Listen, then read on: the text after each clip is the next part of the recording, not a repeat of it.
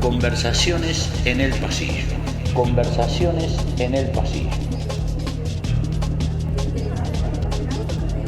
Un espacio de la Cátedra de Política Educativa de la Universidad Nacional de Lomas de Zamora. Conversaciones en el pasillo.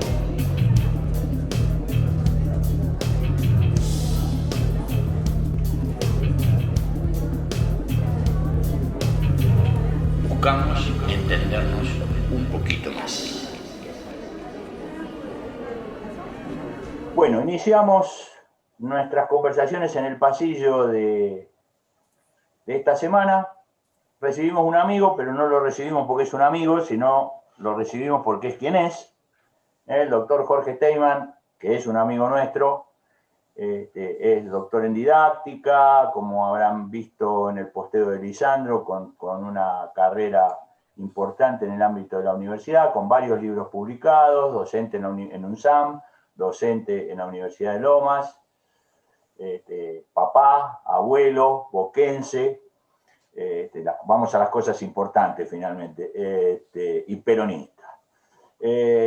Así que, bueno, queremos arrancar este encuentro con Jorge, porque él, durante muchos años, por supuesto, pero en los últimos años ha concentrado su tarea en las universidades, a pesar de que Jorge, su primer título es el de maestro y fue maestro de grado durante unos cuantos años. Pero en los últimos años ha concentrado su tarea en la universidad, tanto en el ejercicio de la docencia como en tareas de asesoramiento y acompañamiento a distintos proyectos de distintas universidades. Y durante el último gobierno de la doctora Kirchner, Jorge ocupó la Dirección Nacional de Gestión Universitaria, fue director de ese organismo. Por lo tanto, hay también una experiencia de la función pública transitada que puede enriquecer tanto nuestra charla como puede enriquecer las preguntas que tengan ustedes. A Jorge, algunos lo han tenido como profesor en la materia de didáctica 4 y otros lo van a tener cuando decidan cursar didáctica 4, allí también lo van a tener como titular de cátedra. Bueno, Jorge, yo ya hablé contigo sobre un poquito las reglas de juego de este encuentro y la primera cuestión, digamos, para conversar, para preguntarte, obviamente, porque finalmente ese es el formato al cual tiende inevitablemente estos encuentros, es ¿qué desafíos para vos tiene la Universidad Argentina hoy? Y si esos desafíos de la Universidad Argentina hoy son desafíos de la Universidad Argentina o te parece que son desafíos que exceden el marco de la República Argentina? Hola, buenas tardes para todos y para todas. Ahora saludo formalmente. Les pido disculpas, estoy a contraluz, pero hoy hay varios visitantes en mi casa usando Zoom y entonces estoy en un cuarto aledaño. Efectivamente, la presentación de Carlos es así. Soy su amigo. Soy de Boca. Y quiero aclarar que soy peronista, porque entonces en una cátedra de política educativa ustedes tienen que leer mis respuestas a la luz de mi ideología, no hay manera. Y desde ahí tienen que, en todo caso, filtrar aquello que yo digo. Fui director nacional de gestión universitaria y estoy en este momento formando parte del equipo de la Secretaría de Políticas Universitarias, trabajando con Jimmy Persic, el secretario de Políticas Universitarias, en los proyectos que lleva adelante la Secretaría. Vamos a la pregunta para empezar a conversar. Tan amplia que podría llevarnos el pasillo, el cuarto de enseres, la cocina y el patio del fondo, contestarla, ¿no? Porque en verdad para empezar a pensar en desafíos de la universidad uno tendría que, es como empezar a categorizar, bueno, a ver, desafíos en lo didáctico, desafíos en el gobierno, desafíos en la gestión, desafíos en la normativa, desafíos en los desarrollos tecnológicos, desafíos en la investigación. Sería casi imposible contestar todos los rubros. Hay un momento coyuntural que la universidad ha vivido en la pandemia el año pasado y y que le ha presentado un desafío didáctico sin lugar a dudas, al cual ha respondido excelentemente. Es decir, no solo la universidad donde estamos cursando, en la de Lomas, voy a hablar por la totalidad del sistema universitario, no particularicen nunca las respuestas porque en verdad las realidades hay que tomarlas desde la generalización. No sé los casos particulares de cada uno. De hecho, hemos tenido una muy buena experiencia nosotros en el cuatrimestre pasado en Didáctica 4, pero no puedo decir más que eso de Lomas. Efectivamente, desde lo didáctico, de golpe la universidad se encontró con que tenía que virtualizar su oferta académica, en algunos casos en situaciones en que no estaba preparado para ello, y sin embargo tuvo una reacción rapidísima, y en muy poco tiempo los docentes y las docentes de las universidades dieron una respuesta rápida a la necesidad de la virtualización. Al principio con tanteos, al principio con lo que se pudo, pero después rápidamente mejorando la propuesta tecnológica y llevando, o por lo menos ya en el segundo semestre, una propuesta de alta calidad. Y aunque nos parezca mentira, para muchos y muchas resultó un gran descubrimiento que se podía dar clase virtual. Pegados a las viejas tradiciones, los universitarios y las universitarias somos así, sobre todo los más viejos. Somos así, renuentes a la innovación, ¿no? Si bien nos adecuamos rápidamente, por lo que digo, somos huesos duros de roer, ¿no? Y entonces, en general, el sistema universitario se encuentra con que defiende la presencialidad porque no es lo mismo la presencialidad que la virtualidad, y ese es el único argumento racional que se presenta. No es igual, no puedo hacer lo mismo. Bueno, hecho a la fuerza se dieron cuenta, no solo no es lo mismo, es mejor, ¿no? Digo, fue por la contraria el descubrimiento. Y los profes y las profes se encontraron con que disponían en virtualidad de una serie de dispositivos y recursos que la presencialidad no les ofrece, y que podían hacer de sus clases una mejor propuesta de enseñanza. Y entonces ahí creo que hay un desafío, ¿no? Que es no hacer ir a los estudiantes y a las estudiantes al divino botón a las universidades. No tiene sentido ir a la universidad a escuchar a un profesor, porque esto que estamos haciendo se puede hacer igual desde la casa de cualquiera, y el mismo nivel de participación que podemos tener en una clase presencial con 80 estudiantes, lo tenemos en un Zoom con 80 estudiantes. Y aquellos que digan, no es lo mismo porque no hay cara a cara, en la clase tampoco hay cara a cara. Porque la cara a cara con 80 es una cara a cara relativa, y las preguntas de 80 son preguntas relativas. Los mismos 4, 5, 6, 10 que participan de una clase presencial son los que participan de una clase virtual. Entonces digo, ese es el primer desafío. No hacer ir a nuestros estudiantes al divino botón a las universidades. Digo que tenemos que acostumbrarnos al formato de las clases invertidas, porque es fantástico. De algún modo yo puedo anticipar los teóricos y los grabo en video, y entonces hacer un encuentro presencial o virtual, debido al caso en este momento, para no escuchar, sino para discutir, para debatir, para trabajar con situaciones de la práctica, y dejar lo que es, entre comillas, transmisivo, solo para esos momentos en los cuales no necesito intercambio, o necesito menos el intercambio, si quieren, y lo puedo hacer por otras vías. Ahora, Jorge, déjame, te interrumpo por lo siguiente, pensando en estos términos, por esto último que vos decís, que está empalmado con otra cuestión. Lo que vos planteás abriría un camino o abre un camino, no abriría, abre un camino, después habrá que ver si se recorre o no, pero el camino está ahí abierto, para las grandes universidades multitudinarias, digamos, ¿no? Para los monstruos como las de conurbano, por la cantidad de población que atienden, y las antiguas universidades de Tucumán, Rosario, Córdoba.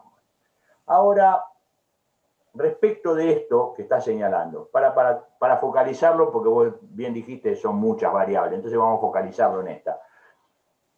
¿Sigue siendo apropiado o te parece apropiado en las universidades más pequeñas me estoy refiriendo, ¿no? A su matrícula, digo, Chilecito, Comechingones, Universidad Nacional de Catamarca, San Juan Bosco, digo, ¿cómo te parece que la validación es la misma o allí el cara a cara es realmente cara a cara porque la población es más pequeña, los vínculos son más cercanos?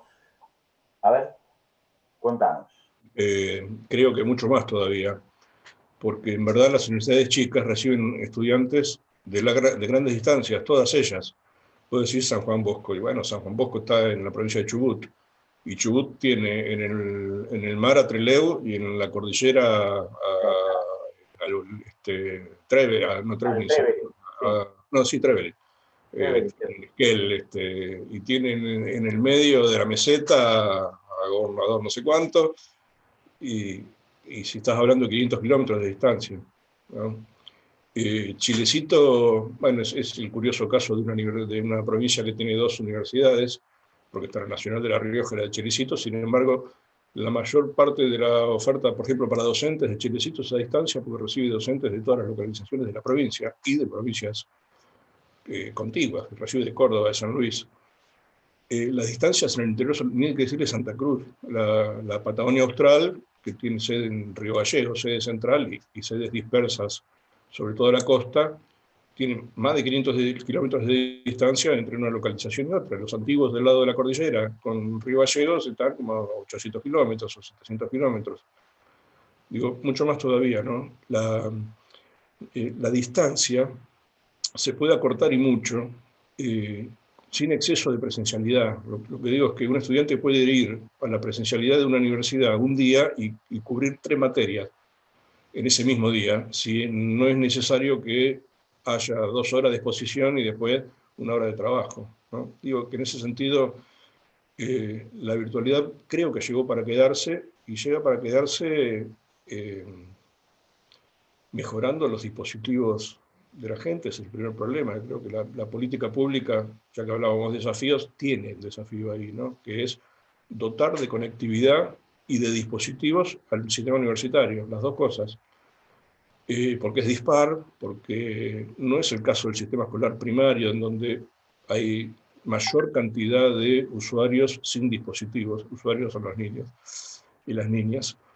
Los estudiantes y las estudiantes universitarias, casi les diría que por la estadística que manejamos, más del 90% posee un dispositivo celular con el cual vincularse, y entonces quizá con eso alcance, pero le comen los datos, y entonces necesitamos conectividad y gratuidad en el uso de datos. Ya hicimos, de algún modo, en la pandemia anterior, uso gratuitos de datos para todas las conexiones Eduard. Así que cuando transmitíamos desde plataformas con dominio Eduard, no gastábamos datos.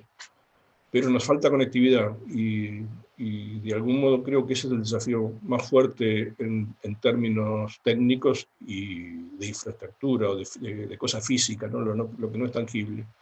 Sí, uno desde en mi caso por lo menos, desde la más plebeya ignorancia, pensaría que es más sencillo resolver temas de conectividad y de aparatología, de software, que los problemas de la presencialidad, el traslado, el tiempo, las distancias en un país de casi 3 millones de kilómetros de superficie, hasta económicamente, en un cálculo frío y salvaje, pero tal vez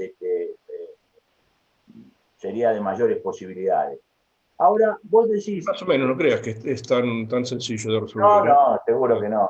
No, en este país nada es La sencillo. fibra óptica y la obra de fibra óptica que se inició, ahí va la primera política, ¿ven? Filtren, lo que voy a decir ahora. La primera, una de las obras públicas que truncó el gobierno anterior fue la extensión de la fibra óptica que estábamos haciendo con nuestro gobierno, y quedó trunca. Y ahora hay que volver a retomar la extensión de la fibra óptica, que era un plan nacional de cobertura de fibra óptica para todo el país. Cierro. Dejen de filtrar. Ahí está. Bueno, ahora en el filtro de nuevo, porque, a ver, en tu experiencia en la Dirección Nacional de Gestión Universitaria, ¿tuviste casi 4 años o 4 años? 8.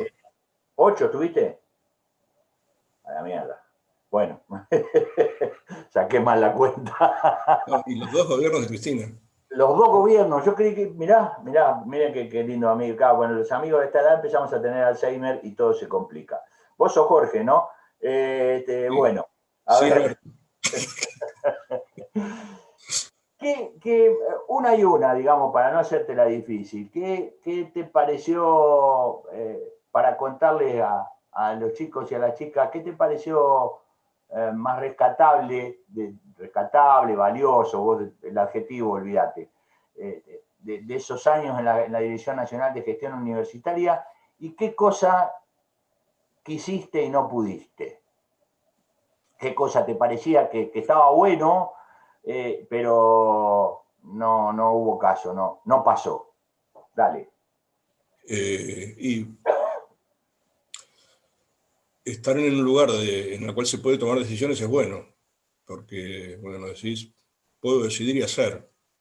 Los obstáculos aparecen en mover la maquinaria de la administración pública después, ¿no? Y en ese sentido, creo que es aburrido el detalle, no vale la pena, pero tecnologizar, por ejemplo, la administración pública en ese momento era todo un desafío, y de hecho lo pude hacer con la ayuda de mis compañeros y compañeras, sin duda, ¿no? Pero había obstáculos físicos, había obstáculos de hecho la dirección no manejaba dinero, así que de conseguir dinero, de que alguien hiciera los sistemas, cuando no obstáculos jurídicos, legales, digamos, porque hay un área en el ministerio que es el que le cuida la mano al ministro, que le cuida la mano de lo que firma, y son como muy quisquillosos en los cuidados, y a veces, a mi gusto, exceden en los cuidados. Y entonces vos querés hacer algo y es ese área la que te frena porque dicen, no, esto por esto otro, y hacen una cadena de razonamientos que dicen, no, es peligroso, no lo hagamos porque podemos cometer una ilegalidad. De modo que no todo lo que se te ocurre se puede hacer. Esa es una gran frustración. La base pública de títulos, no saben lo que tardamos en hacer eso. Que cualquier persona pudiera entrar a una base pública y buscar un título aprobado en el ministerio que tuviera validez oficial, que tenga validez oficial. Hoy día está. Pero decir, tan difícil no es eso, porque es una base de datos, ¿no? Sin embargo, estoy seguro que ustedes, la mayoría de los que están acá, desconocen que es posible encontrar en una base pública de datos cuáles son los títulos oficiales aprobados. Y estoy casi seguro que, digamos, no se logra incluso comunicar, ¿no? Luego, la base pública de egresados, eso es también un logro que para mí es muy valioso socialmente, ¿no? Porque yo voy a un médico y si entro a la base pública de egresados, calculen desde la época que la pudimos aumentar, 2010 en adelante, ¿no?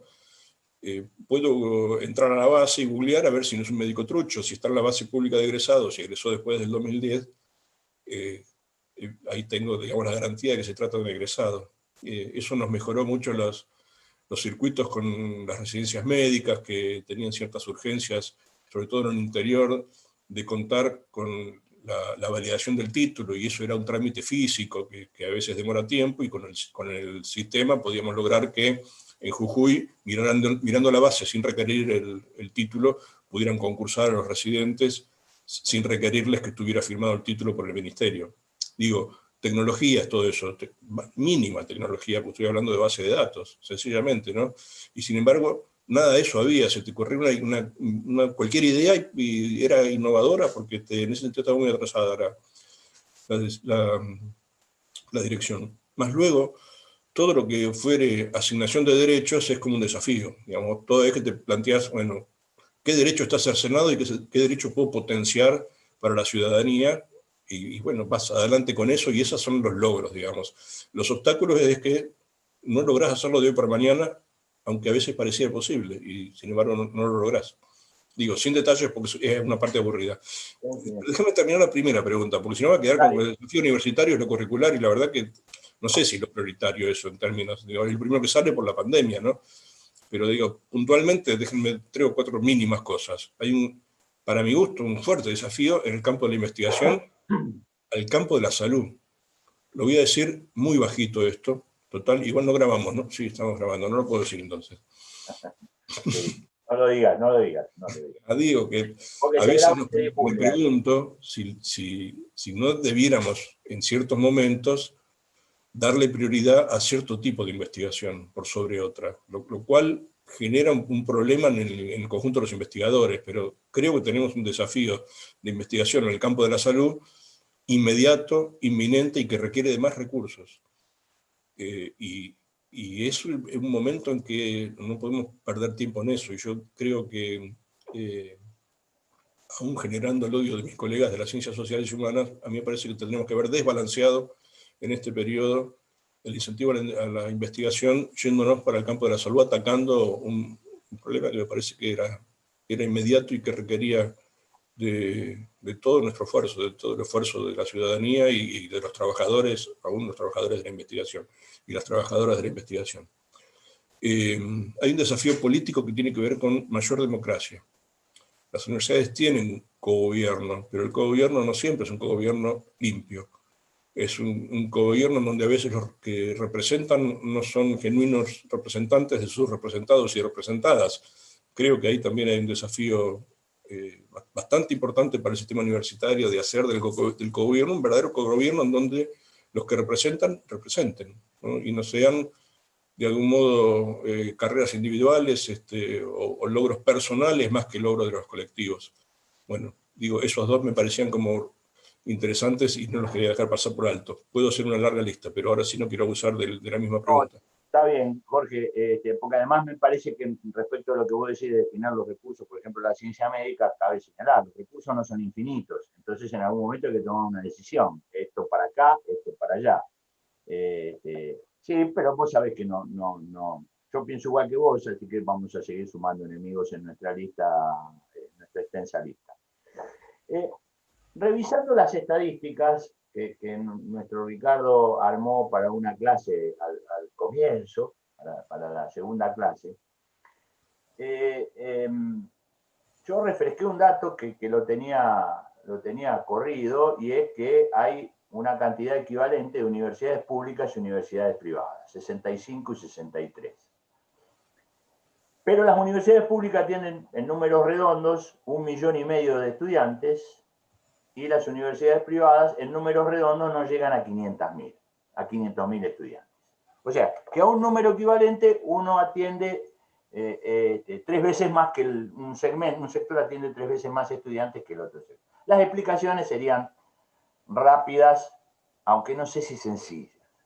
Mi pregunta es esta, pero te pongo en situación para no hacer trampa. Hay una mirada sobre la educación privada que a veces es errónea, sobre la educación privada no universitaria. Ahora te voy a preguntar sobre la universitaria, que a veces es errónea, digamos, pensando que toda educación privada es negocio. Negocio en términos de cómo podría ser una empresa o cualquier otro emprendimiento. Y en rigor hay escuelas privadas, sobre todo las de élite, que suelen ser un negocio, y en otros casos hay más bien una presencia sociopolítica, hay una intencionalidad que no pasa, digamos, por el enriquecimiento a través de una empresa educativa, donde en los ámbitos de las empresas educativas, por ahí tener una escuela es la menos rentable de todas. Si querés hacer guita con la educación, por ahí una consultoría o cualquier otra cosa es mucho más redituable que poner una escuela, que es un monstruo que genera muchos gastos. En las universidades privadas, de acuerdo a tu leal saber y entender, que es mucho, ¿vos ¿qué ves ahí? ¿Qué predomina? Las universidades, recordamos a los estudiantes, las universidades privadas, a diferencia de los otros niveles educativos, no hay subvención de ningún tipo, ni un poquito, ni más o menos. ¿Vos qué ves en las universidades privadas? ¿Hay negocio? ¿Hay ideología? Hay de ambos, probablemente haya de ambos, pero digo, ¿qué predomina en este desarrollo de las universidades privadas? Saquemos del medio las viejas y tradicionales como la UCA o El Salvador, digamos que por ahí se enturbiarían el juego de la pregunta. ¿Cómo lo ves vos? ¿Qué te parece respecto a las universidades privadas? Necesito hacer algunas aclaraciones antes. Dale. De contexto nomás. Efectivamente lo que decís es cierto. El sistema universitario tiene 50% de universidades públicas, 50% de universidades privadas. Ese equilibrio es inédito en América Latina, en donde ciertamente hay un gran desbalance entre público y privado. Hay mayor cantidad de privado que de público en toda América Latina. Somos el único país con un equilibrio de esa naturaleza mantenido durante décadas. Y mantenido durante décadas, de algún modo, premeditadamente, no es casualidad. Tenemos un sistema de evaluación de la calidad de tal magnitud, la CONEAU, a través del cual no cualquier iniciativa de un grupo económico o de un grupo escolar, porque los hay también, se convierte en una universidad privada. La mayoría, por el contrario, no pasa la prueba de calidad. Y la prueba de calidad, básicamente, en principio pasa por las condiciones que tiene el grupo promotor para brindar investigación, extensión y docencia. Y en general empiezan a hacer agua por ahí, porque los que se presentan tienen muy pocos antecedentes de investigación. Y en su planta docente, en su planta de investigadores, no tienen suficientes investigadores como para convertirse en una nueva institución universitaria, y entonces no se los habilita. Los que pasan porque son buenos, porque están bien armados y porque están en condiciones de hacer buenas ofertas. En general hay excepciones, como siempre, ¿no? A veces los papeles engañan y las visitas también engañan porque se hacen visitas in situ para esas cosas. Dicho esto, digamos, en principio hay que pensar que entonces el sistema universitario argentino tiene en su conjunto un equilibrio de calidad, tanto en lo público que en lo privado.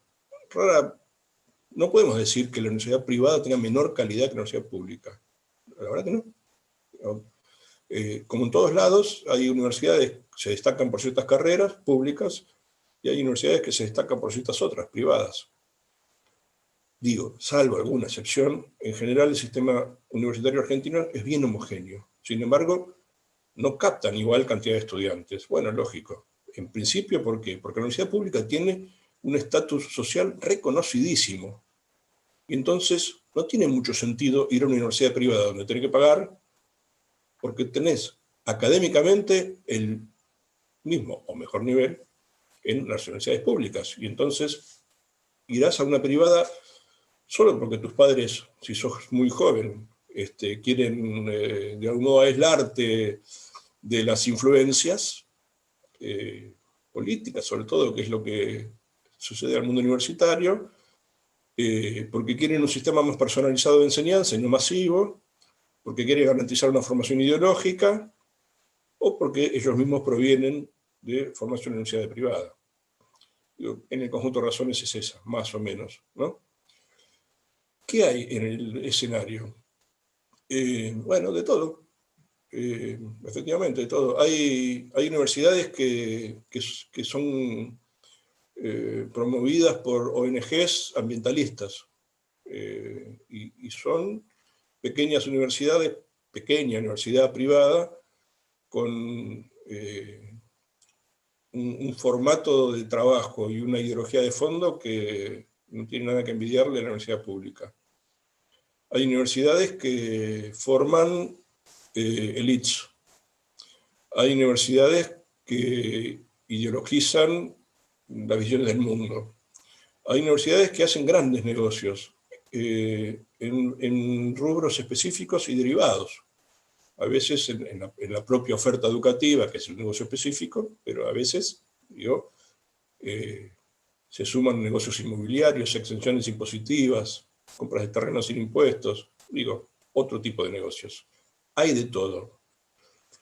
Sin embargo, ninguno de los que hace una oferta, ninguna de las instituciones que hace una oferta desde la educación privada en el sistema universitario puede decirse que es una oferta aledaña a otro negocio. No. Digo, los que hacen ofertas en el sistema universitario hacen negocio con la educación si son oferentes privados, o garantizan ideología si son oferentes privados, o garantizan un proyecto propio si son oferentes privados, digo, todo esto, pero nunca de segunda. O sea, siempre como primera intencionalidad, y efectivamente con un control del Estado, de la calidad académica de lo que ofrecen, que las equipara a cualquier universidad pública, de las chicas, digamos, porque digamos, en las grandes hay siempre más de todo, ¿no? Y las universidades privadas son más vale chicas, y asimilables a lo que habitualmente decimos universidades chicas públicas. Una pregunta específica, Jorge, que por ahí no tenés respuesta porque es demasiado específica, así que si no pasamos a otra. En el desarrollo del gobierno anterior al actual, parecía estar en la cresta de la ola en el tema educativo, en el tema de educación, la Universidad de San Andrés.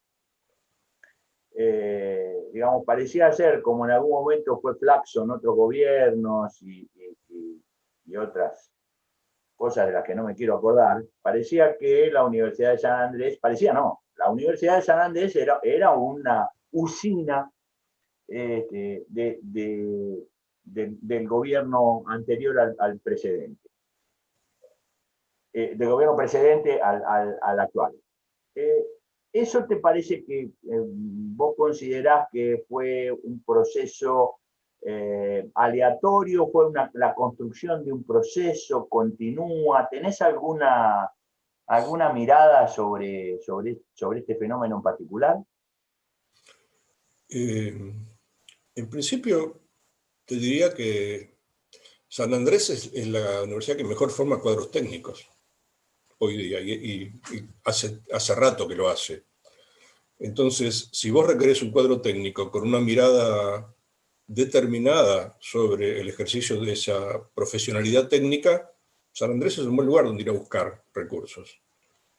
El gobierno anterior, de algún modo, funcionó igual en todas las áreas, no solo en educación, en salud, en economía, en el Ministerio Público.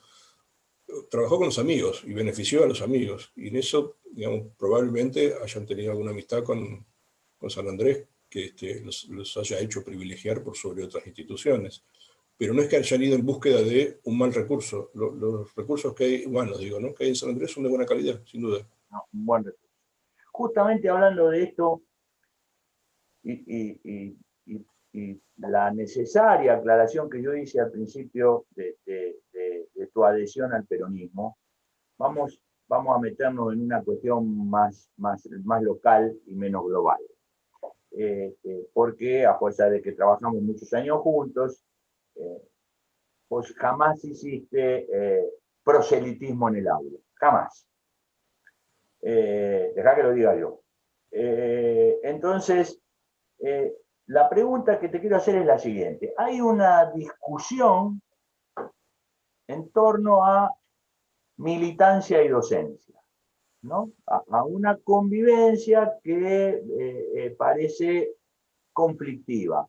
Aquí, en lo que yo te voy a preguntar, olvidamos completamente la cuestión de la neutralidad, de la objetividad y todos esos principios que son infantiles, digamos, que son pueriles.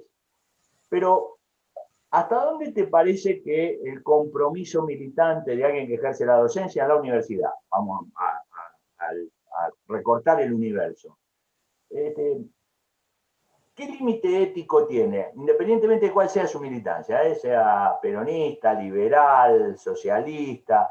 ¿Cuál te parece a vos que es el territorio donde la asunción del compromiso debe detenerse en función de el enseñar, el objeto a enseñar, el respeto por el otro? A ver. ¿Qué pensás vos? La discusión en torno a la militancia en las aulas es una discusión que trae la no política, sin duda. De la mano del gobierno anterior, ni lo dudo, ¿no? Ahí es cuando prendan el filtro, ¿eh? El filtro antiperonista, prendan. Digo, trae el discurso de la política es mala. Yo soy un técnico neutral, no político, no pertenezco al mundo de la política, y vengo a gobernar para hacerle un bien al país, porque justamente provengo de la no política. La política es dañina. Ese discurso, que no es un discurso propio del gobierno anterior, sino un discurso de las derechas a nivel mundial, intentan convencer a las ciudadanías de que la política está de moda, ya, digamos, no es una opción de vida por la cual transitar, y mucho menos una opción para recibir beneficios de la gestión si uno es ciudadano del mundo, ¿no? De modo que yo creo que el problema de la discusión ética hay que meterlo dentro de esa bolsa, ¿no? En donde empieza a ser mal visto que un docente, cualquiera fuere el nivel al cual pertenece, hable de la vida pública, porque toda vez que habla de la vida pública está haciendo política. Si yo me voy a la universidad, en donde tengo mínimo a personas que tienen 17 años, o sea que ya votaron, o que están en condiciones de hacer su primer voto, es ingenuo pensar que yo tenga que filtrarme la ideología. Lo que no puedo hacer es ni sesgarla ni ocultarla. Digo, ahí está el límite ético para mí, ¿no? Yo no puedo ocultar que cuando voy a hablar del mundo universitario, lo hago desde el peronismo con el cual trabajo. Y por eso les digo, pongan el filtro, porque lo que yo voy a decir tiene que ver con mi visión desde el mundo político al cual pertenezco. Si escuchan otro, va a decir otra cosa, no tengo duda de eso. Pero entonces, la advertencia creo que vale en cualquier campo disciplinar. Vale, más luego, lo que no me parece admisible es el sesgamiento, o sea, la unidireccionalidad en los análisis o la unidireccionalidad en las teorías, mucho menos en los ingresos, porque allí es donde hay que abanicar un poco, ¿no? Pero el énfasis que yo le ponga, la pasión que yo le ponga al mundo al cual pertenezco es inevitable. No soy un marciano cuando enseño, así que digo, con la advertencia es suficiente, ¿no? Bueno, estén atentos, ya vamos a cerrar la conversación en el pasillo para que ustedes ahora sí puedan intervenir, sea por el chat o a viva voz, para preguntarle a Jorge lo que ustedes deseen. Jorge se ofreció a quedarse un rato y compartir con nosotros las dudas, dudas, no tienen por qué ser dudas, comentarios, consultas, preguntas, ampliaciones, lo que a ustedes les interese realizar. De mi parte, Jorge, porque ya estamos en el tiempo, te hago la última pregunta. Como bien dijiste vos, yo comparto eso, la Universidad Argentina en general, genéricamente hablando, tiene un prestigio que no tiene el resto del nivel del sistema educativo, que está bastante maltrecho, golpeado, en términos de su prestigio, digo, independientemente de las situaciones materiales. Ahora, la universidad es una institución, sigue siendo una institución, en general, tal vez mucho menos que hace no tantos años atrás, pero en general muy fuertemente atravesada por la tradición academicista, ¿no? Sigue teniendo su peso y su volumen, después depende de qué carrera, por supuesto esto pesa más, esto pesa menos, pero la tradición academicista está ahí, vivita y coleando, todavía tiene energía. Vos que andás por las universidades y que es, para los estudiantes que lo sepan, Jorge participa a veces activamente y a veces organizando, a veces conduciendo capacitaciones pedagógicas para profesionales de carreras que nada tienen que ver con la educación, que nada tienen que ver con la psicopedagogía, que nada tienen que ver con la comunicación, que son los tres grupos etarios que conforman esta cátedra, sino por ahí contadores, médicos, abogados, ingenieros y algunas otras carreras que son innombrables. ¿Vos qué dirías? ¿Cuál es el panorama didáctico en la universidad hoy? ¿Cómo está la cuestión didáctica? A ver, en términos de decir, las prácticas de enseñanza en las universidades, ¿se están transformando? ¿Están buscando, más allá de la cuestión de la pandemia, con la cual ya hiciste una primera aproximación, ¿no? ¿Vos ves que predomina el conservadurismo o que hay una avanzada a buscar formas distintas? Soy optimista, te voy a contestar que hay una avanzada, pero digo, tengo algunos elementos fácticos para poner sobre la mesa. Es muy difícil unificar las prácticas de enseñanza en el mundo universitario y decir, el mundo universitario es así. Te diría que es imposible, porque depende de los campos disciplinares. Hay una muy fuerte y grande identidad de carrera en casi todos los rubros. Entonces, déjame dar algunos ejemplos. Dale, dale. Medicina, yo creo que por lo menos ya el 50% de las carreras de medicina en este momento está trabajando con aprendizaje basado en problemas, ABP. Es mucho, es decir, el 50% de las carreras de medicina. De hecho, ya medicina era una carrera en donde la práctica tenía una fuerza de tal magnitud que los estudiantes estaban en situaciones de práctica casi desde el comienzo de la carrera. No era una carrera armada desde la teoría, una carrera armada, por el contrario, con una fuerte impronta de situaciones de la práctica. Cuando digo situaciones de la práctica, no piensen que estoy diciendo ir a un lugar ajeno a la universidad, sino trabajar con el caso clínico, por ejemplo, es una situación de la práctica, por más que lo haga en el aula. Medicina siempre estuvo caracterizada. Ornella, tenés mucho frío, por lo que veo, está casi temblando a esta altura ya. Y el aprendizaje basado en problemas, que es un casi les diría, inventado por la escuela activa, o sea, allá por el 1900, ¿no? Digo, no, es todavía un formato pedagógicamente innovador. Arquitectura y diseño industrial son el prototipo del taller. Si vos entras a un aula de formación de arquitectos o a un aula de formación de diseñadores industriales o diseñadores gráficos, y es un taller. O sea, hay mesas grandes, hay gente haciendo cosas todo el tiempo, haciendo cosas. Videojuegos, que es una carrera relativamente nueva del campo de la informática, y cualquiera de las informáticas hay marcianos apretando teclados. No, digo, hay gente haciendo cosas todo el tiempo, o sea, no hay profesores hablando, hay gente haciendo cosas. Derecho, hay profesores hablando, todo el tiempo hablando. Contadores, hay muchos profesores hablando. Entonces, digo, ¿qué es el sistema universitario? ¿Es medicina o es derecho? ¿Es arquitectura o ciencias económicas? Es casi imposible decir que se enseña de un determinado modo. La tradición académica está sentada básicamente sobre la transmisión de la teoría, digamos, ¿no? Ahí es donde quizá haya una deuda. Si toda vez que haya que poner una teoría sobre la mesa, se vuelve al formato académico. El profe habla, o la profe habla, y el resto escucha, ¿no? Digo, allí no hay innovación. O sea, es raro que la teoría se construya conjuntamente a partir de situaciones prácticas. Es raro que la teoría se elabore conjuntamente a partir de lecturas individuales o se elabore a partir de videos vistos previamente. Digo, en general es direccional, ¿no? Unidireccional. Los profes, las profes son los que, más que poner a disposición, transmiten, ¿no?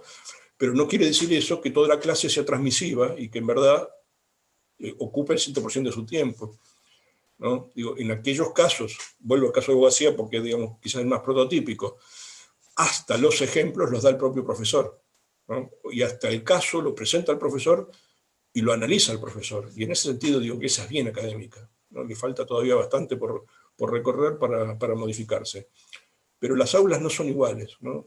Entrar a un aula y ver qué se hace en un aula depende el momento que entres y depende qué cosas estén tratando. Y hay muchas carreras en donde los momentos de transmisión son mínimos, en donde hay, digamos, más lectura por cuenta propia y trabajo. Así que es como difícil esa respuesta. Cerramos, Jorge, con lo siguiente. Todos los que te están escuchando son